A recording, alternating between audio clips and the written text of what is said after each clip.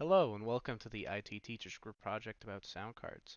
Sound cards are internal devices that give your computer better sound than the integrated sound chip on your motherboard. They can also be used for audio editing and music production.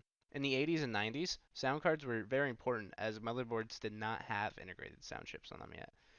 In modern times, though, dedicated sound cards are not used much anymore, due to the fact that integrated sound chips on your motherboard have become much more user-friendly and good enough to the point that a majority of users don't feel the need to use them anymore. But if you're interested in high-end audio, then sound cards can be very useful. Now, what is a sound card? Well, a sound card is a expansion card that allows the computer to process sound to an audio device like speakers or headphones.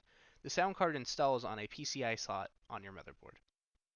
The I/O on a sound card can differ depending on what features it supports, like 7.1 or 5.1 surround, but today's example supports 5.1. 5.1 surround consists of the normal headphone and microphone 3.5mm jack, and three other jacks that give it support for 5.1 surround. There's also a SPDIF for optical audio. A sound card also has a DAC, or digital to analog converter, making the physical sound you hear from data.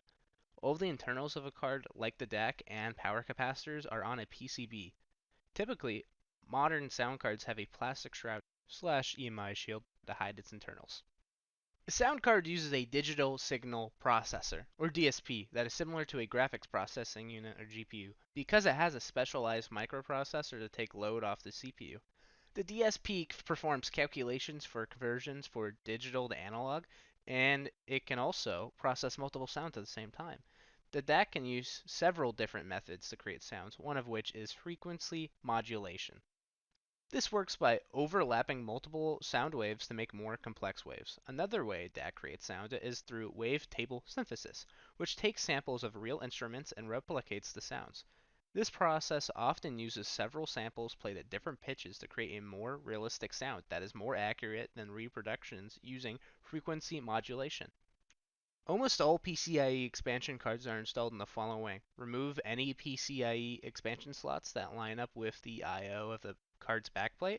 Make sure to unclip the secure clip on the PCIe slot itself. Then make sure to put in the sound card perpendicular with the motherboard. If slotted incorrectly, there will be an audible sound when pushed in. Then your final step in the installation should be screwing down the I/O plate at the external of the case.